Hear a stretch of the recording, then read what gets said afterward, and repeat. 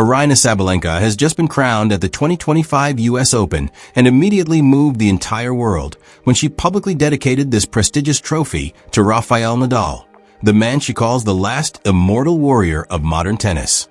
A replica of her match kit is now on display in Nadal's museum. There was thunderous applause, and the press hailed it as a symbol of gratitude in sports. It seemed everything was perfectly set to usher Sabalenka into the ranks of legends, not just for her technique, but for the profound respect she showed to her predecessors. But then, just a few days later, a young girl from Quezon City, Philippines, quietly stepped into the first WTA 1000 tournament of her career. There were no grand proclamations, no cameras waiting to intercept her, and not a single shocking statement. Instead, she took down 2 Grand Slam champions within just 24 hours, and the world stood frozen. Her name is Alex Eala. The story that was supposed to be about a hero honoring a legend suddenly took a 180-degree turn. It was no longer about Sabalenka bowing before the monument of Nadal. Now social media is on fire with a single question: who is this girl? And why did no one talk about her sooner? From a seemingly innocuous comment by Sabalenka, "Talent is not enough to make a champion," social media began to split into factions. Eala's diehard fans viewed it as a subtle undercover attack. Sabalenka's supporters fired back. "She's just protecting the legacy of the legends." The debate escalated. Memes went viral. Comments exploded every second. But while the entire world was arguing, Alex Eala did only one thing. She kept winning. No reaction. No justifications. Just cold, precise aces, as if every shot of hers was a slap in the face of every doubt. So, is this truly the rebellion of a new generation, or just a media wave sensationalizing a difference? Is Alex Eala rewriting the rules of the game, or is Sabalenka simply a victim of the social media age? You are watching Pro Tennis 360, the place where the hidden stories behind every serve are exposed. Subscribe to the channel so you don't miss the truths that the tennis world doesn't want you to know. The silent rise of Alex Eala. No proclamation needed, only victory. No one in the international tennis world dares to claim that they noticed Alex Eala from the very beginning. In truth, most did not. Unlike the super rookies who are Hollywoodized by the media, with massive endorsement deals and shimmering practice photos on Instagram, Eala entered the professional world with a silence that was chilling. She did not have a personal media team, no shocking statements on Twitter, no manufactured challenger script. The only thing Eala had was a string of incredible achievements at an age where most other players were still playing at the ITF junior level. In lower-tier tournaments, Eala quietly bypassed veteran players whose names the Western press hadn't even had time to mention. Her victory did not come from a superior physique or hyperbole. She won with icy precision, every volley calculated as if by a machine, and a mindset that was almost unshakable. Coaches began to whisper. Statistical charts began to change color. When she entered her first WTA 1000, she didn't have a seed. No one predicted she would go deep, let alone take down 2 Grand Slam champions in a single day. But that is exactly what happened. And when the host asked, "How do you feel about defeating your idols?" Eala simply smiled and replied, "I just focus on every point. Nothing more." That answer, unpretentious, no tears, no naming names, was the most powerful proclamation in a tournament filled with drama. She didn't apologize for winning. She didn't lean on her youth. And she didn't try to beg for recognition. She just hit the ball and won. On Reddit forums, commentators began talking about a Federer-esque coolness in a female form.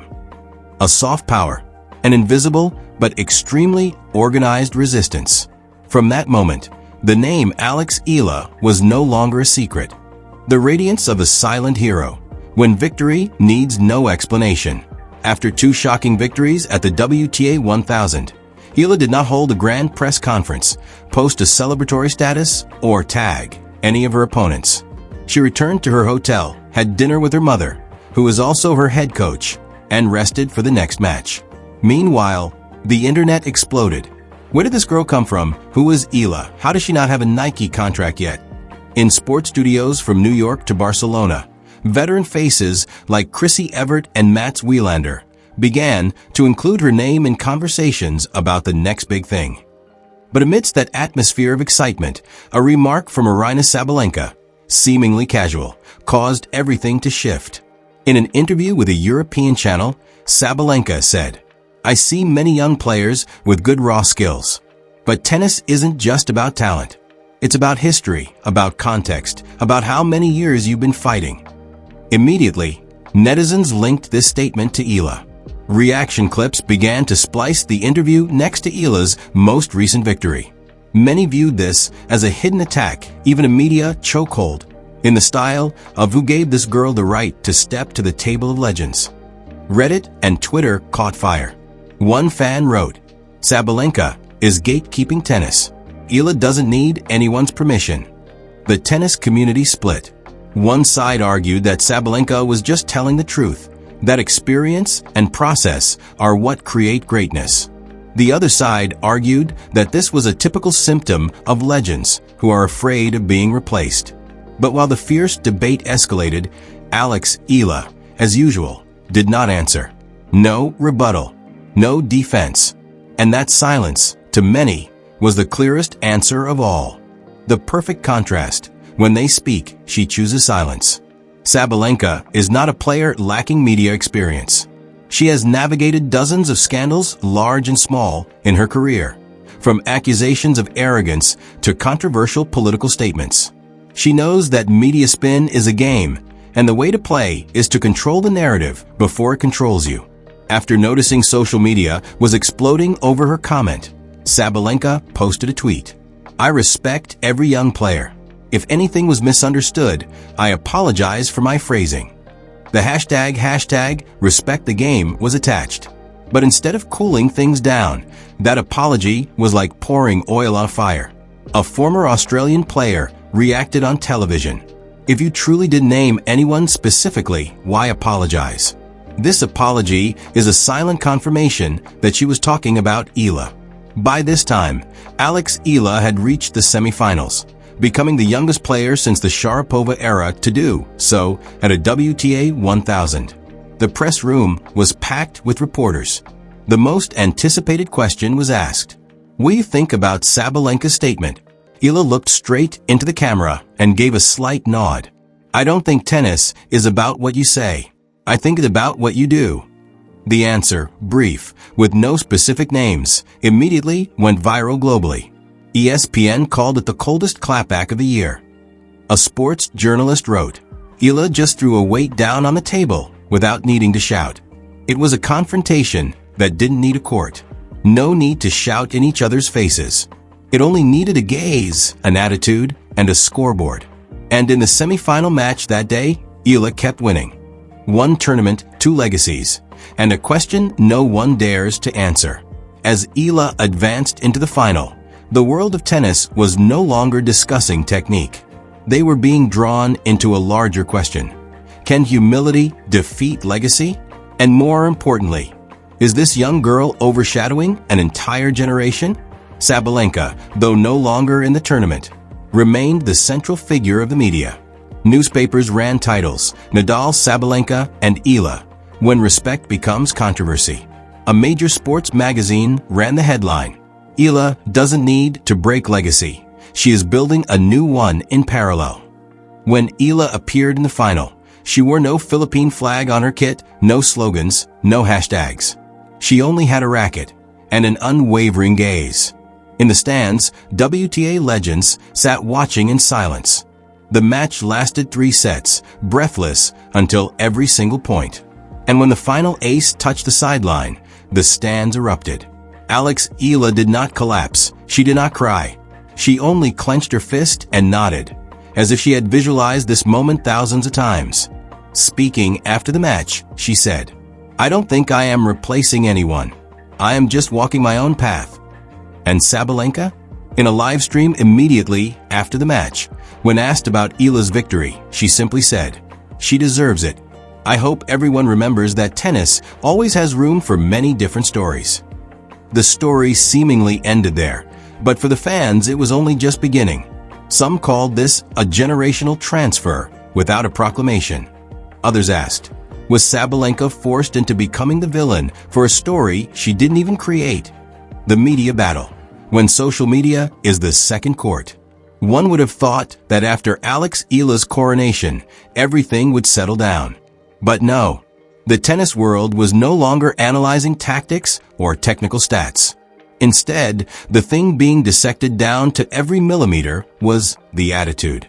Sabalenka's fan pages began to lose followers. Videos from 2 years ago, where she reacted fiercely to an umpire, suddenly resurfaced with captions like, "And this is called an inspiration." In contrast, Eala was idolized to a dangerous degree.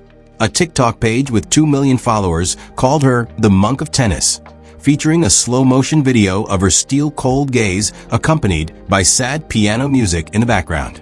Fanbase accounts from Thailand, Vietnam, and Spain competed to translate Eala's statements, with captions that read like prophecies. The boundary between the real person and the image began to blur.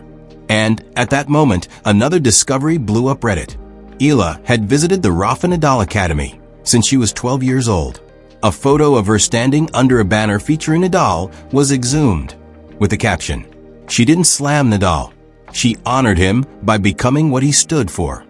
That simple truth fanned new flames. People who had once criticized Sabalenka turned 180 degrees, arguing that she was the one who had stolen the spotlight from Nadal at the wrong time. One person wrote, "Eala doesn't need to say anything about Nadal. She demonstrates it through her play style." The opposition between the words of the ruler and the actions of the successor became the hottest topic on ESPN for 2 weeks. And in a rare move, the mainstream sports channel concluded, "We are not just witnessing a new champion. We are witnessing tennis, learning how to listen to the next generation." Behind-the-scenes reactions, when the insiders speak up. While the public argued fiercely, some veteran figures in the tennis world began to express their views. And none other than Martina Navratilova was the first to break the silence. Both are right. Sabalenka fought to have a voice. Eala chooses to stay quiet. But the point here is, the fans are turning difference into conflict. Shortly after, Billie Jean King, the icon of the sports feminism movement, wrote on X, "We should admire both. The one who knows how to hold her head up and speak, and the one who knows how to bow her head and play." However, not everyone was so gracious. A top WTA coach, speaking anonymously on a French sports podcast, said, "Eala is very good, but the media is turning her into a moral icon. That is extremely dangerous for someone who hasn't even passed the age of 20. This statement immediately drew a fierce reaction from fans. But it also evoked a thought-provoking question. Is the saintly girl image that Eala represents truly sustainable in the harsh world of sports? On the flip side, Sabalenka began to show signs of exhaustion. In a live stream on her personal channel, she spoke in a low voice. "I think I did everything right." But it seems like now, silence is the thing being celebrated even more than achievement. A flash of sadness, a bit of a break in her voice. And for the first time, neutral fans began to ask the question again. Have we been too quick to turn a champion into a villain, simply because she dared to speak her mind? When the winner doesn't need a trophy, but needs the audience on their side. Alex Eala's silence became a terrifying weapon. Every time she stepped onto the court, the entire audience seemed to hold its breath. Not because of the atmosphere of the competition, but because everyone wanted to see if she would slip for even a second. And then, during a charity exhibition match in Singapore, the first time she competed after the WTA 1000 title, a reporter asked, "Do you think the media is over-portraying you?" Eala smiled lightly. "I don't control the media. I only control the next shot." With just that one sentence, the press room went as quiet as if it had been frozen. And then people understood. Eala doesn't play to inspire. She only plays to win. Whether people feel inspired or outraged is their business. That was the moment the story transformed. People no longer saw Sabalenka as the aggressor. They began to see her on the defensive.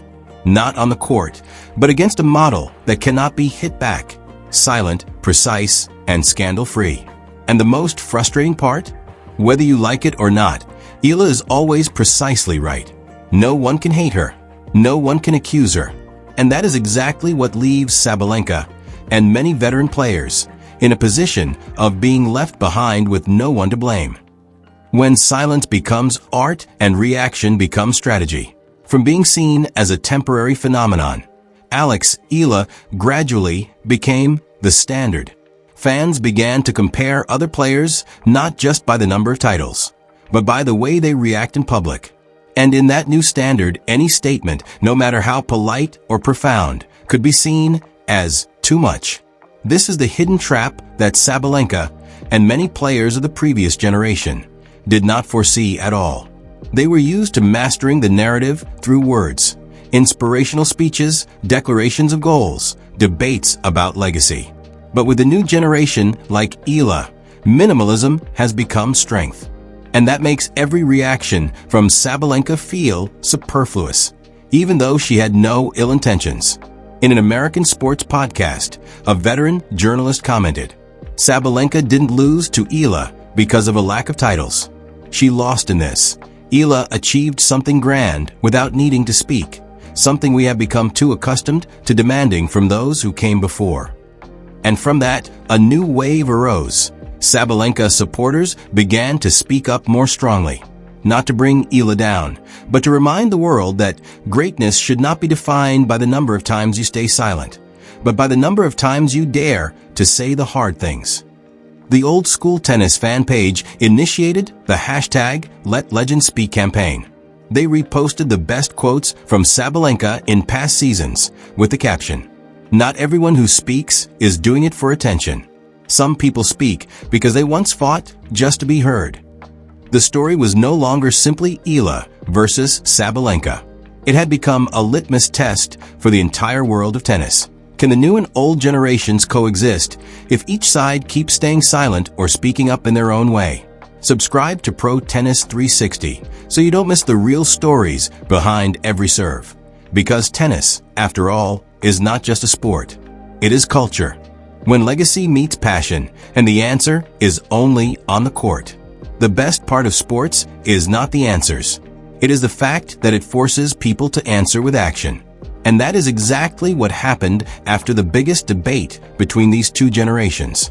In a special charity exhibition match in Madrid, an unofficial event with no ranking points and no title pressure, the organizers invited Sabalenka and Eala to play a doubles match against each other. It wasn't promoted in advance. There was no live stream. But after the news leaked, a phone-recorded video of the match reached over 12 million views in just 48 hours. Not because of the technique, but because of the way they respected each other on the court. No war of words, no cold glares, just the sound of the racket hitting the ball, light laughter after a long rally, and a very sincere handshake at the end of the match. A 5-second clip cutting to Eala lightly touching Sabalenka's shoulder when she missed her final smash became the symbol of a fair clash, a confrontation without bitterness. A fan wrote under the video, "It turns out silence can also apologize, and pride can also accept." With that match, the two didn't erase every controversy, but they proved that you don't need to pick a side to be respected, and you don't need to always be right to be heard. The story shifted from controversy to maturity. And for the first time, the public began to talk more about companionship rather than confrontation. Because sometimes the truth doesn't lie in which side wins. It lies in who has enough character to turn conflict into an opportunity to understand each other better. You are watching Pro Tennis 360, where we don't just tell sports stories, we retell how sports touch the heart. If you also believe the court is a place where all distances can be shortened, hit the subscribe button.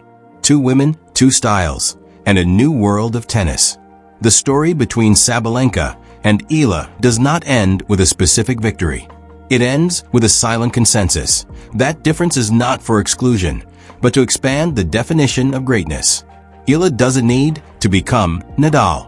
Sabalenka doesn't need to pretend to be quiet.